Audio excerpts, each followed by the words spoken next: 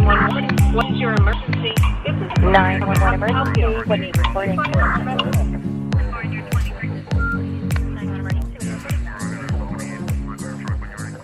I got to tell you, I am loving that intro music. It is crazy good.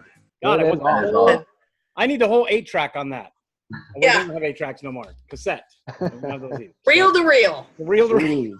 Well, hello, everybody. Welcome back to We Speak Dispatch again. I'm Doug, and I'm here today with our very special crew that we have. We have John, Joe, and Leslie all here for your entertainment pleasure. So let's go to full screen, get everybody up here. All right, everybody, are you ready for some more questions off the cuff without prompting? You can answer these questions, okay? These are so scary. They are scary.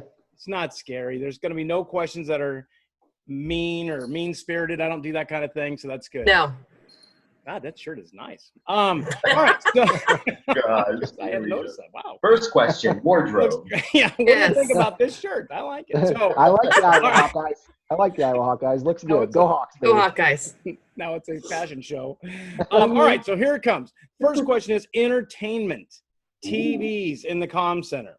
Who controls what's being watched? What about shows that are inappropriate? What about if two people on the floor are fighting, saying, I want to watch this, but you want to watch that?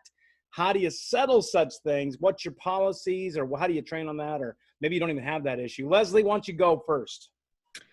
We do not have big TVs that anybody shares. So if anybody is watching TV, they're doing it on their own, at their individual workstation. So if they've got streaming, like regular news, or they can watch Netflix or Hulu or whatever, if they are an employee that meets all of the criteria of being a good employee. So if you are a needs improvement employee, you don't have that benefit. We do have a requirement that if it has to be PG-13 or cleaner. There's no rated R in our dispatch center. How do you monitor that? Is it just basically like, if I hear about it, I'll do something, or what? Yeah, for the most part. I mean, there is some expectation, because where I work, there aren't supervisors there 24/7. So there is an expectation that people are going to police themselves. And, do you talk to people about this, like at training days, saying, hey, we give you this great privilege, don't mess it up? Not about that specifically, but about other things, yeah. Recognizing, and that is a common conversation that we have, is we want to represent our unit, our bureau, as best we can. So, and I'll tell them, I will go to bat for you. I will stand up for you 100%. Just don't put me in a situation where I can't do that. Makes sense. All right. Yeah. Okay. Joe, what do you got? Yeah, I'm going to talk about our previous agency. At our previous agency, we had a one TV that everybody watched, and they did no issues over it. Each shift kind of watched different stuff, but we did, by policy, say that it had to be on some sort of news or weather channel. So when news channel could have been local news as well. So a lot of times local shows, any show that's on like ABC, CBS, NBC, or a sporting event, I mean, that could be the news channel, because it comes on at whatever time, 6 p.m., 5 p.m., or whatever time it is. Who controls it? Like, who is the person monitoring, saying, hey, that you got to turn that? Is it volume up, down? Is it on closed captioning? What? The TV's never really been an issue for me in any of the centers that I've worked in. They're really good. A lot of times it's either just on closed captioning and they're not really listening to it, but the TV, for whatever reason, from the areas that I've been a part of, just isn't an issue for us. So they don't fight over it. It's always just watched and on one channel, and rarely, a lot of times, is the channel even ever turned. So the folks in your state obviously got it. They understand the rules of this thing. All right, well, let's check another state. All right, John, what about your state? What do they got down there? How do you function? Where we are is just like Leslie. Individuals are fortunate to have access to the localities, what I'll say, their cable system, with a finite number of channels that are already predetermined. And it's up to the individual whether they want to watch one full screen, or like us, 4 in 4 boxes. They choose the volume, they choose the program. So Netflix and Hulu are not hooked into that system. Right. But, the local channels and some cable channels are part of that system. What about when people are training for all of you? no extracurricular activities while training. So the trainer, if they're just sitting with the trainee, they can't have a TV on. They No. should not. They should be training. They should be training. However, No, I know you don't have let's any problem. also be practical. I mean, yes, full-time attention has to be with the trainee, no matter the stage of training. So let me ask you the same However- question I asked Leslie. Do you talk about this at your training days? Like, hey, we let you have this great privilege. Don't mess it up. That is a conversation we have with our trainers. It is. Okay. We have our training cadre, and we have regular meetings, whether some of them are in person, some of them are through things like this. Okay. But we do have expectations, and we are clear. Here are the expectations of the training cadre. What do you expect of the supervisor who's in charge of it? What do you expect of each other? And there have been some conversations that it's like, oh God, because, one trainer comes across as, they're more strict than the other. And, people will, Sure. a trainer will say with very, no malintent at all, oh, you're going to so-and-so, she's a hard trainer. And so that immediately strikes fear into the heart of a trainee. Yeah. Mm-hmm. And the intent was not, oh my God, that one, woo, but just, but then that trainer hears about, that other trainer calling them a hard trainer. And it's just, so we've had a couple conversations where. What about, because a lot of you said that they have their own little TVs or their laptops or whatever. How about if you went on the floor and they were Zooming? Would that be okay? No. Yeah, that wouldn't be okay for us, I don't think either. Especially we all really monitor NCIC wholeheartedly. So, so if they were Zooming somebody, you would tell them they need to not be on Zoom? Yeah, that's you have a policy on that? I don't think. I don't know. I'd have to review it, but I'm not 100% positive. It's a good question. Right. Zoom's so new that to me at least it's new. I'm not sure. What about you, Leslie? I see your hand going up. What do you got?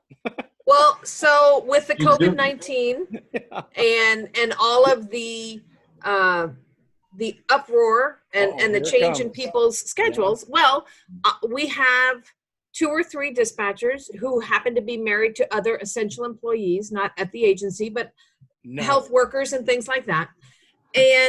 But now they're struggling with the 2 of them have to work and they've got to homeschool their child.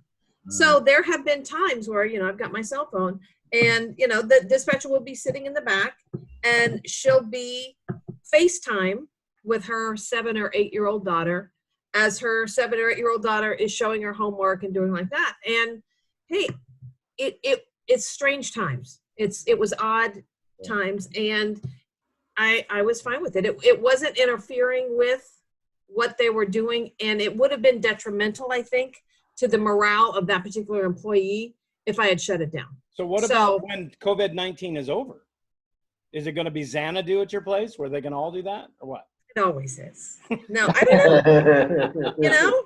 It's a lot of things changed as a result of COVID-19 and some were great and some maybe not, but it does bring, you mentioned, Joe, the NCIC issue. And I mean, clearly DOJ is very strict about that stuff. Yeah. But I know, Doug, you and I have had conversations about allowing even cell phones in the dispatch center floor. Up until about maybe a year ago, we didn't even allow cell phones in the dispatch center floor. So yeah, evolution happens. And I think if we dig our heels in too much, we're going to miss an opportunity to. And technology is changing by the minute. So there's going to be other things besides cell phones and an iWatch or what are those things called? Apple Watches. It's going to be changing all kinds of things out there. So in my center that I just left from, we let them have wireless internet. They paid for it themselves and they could sit on laptops and do all that stuff because we checked the times of the phone calls and the times were really good. The answer times were really good. So we let them keep doing that. Did they watch R-rated movies? Well, do you consider Star Wars an R-rated movie? Is it R-rated? I don't know. I'm like, I'm asking you. I don't watch that stuff. I have no idea. But they were watching shows like that. They were watching certain things, but everybody was doing their job. What? Yeah. I guess it depends what Princess Leia's wearing. I don't Well, there Yeah. you go. And it's just one of those things where we had a big screen TV, but nobody really turned it on because they all had their individuals.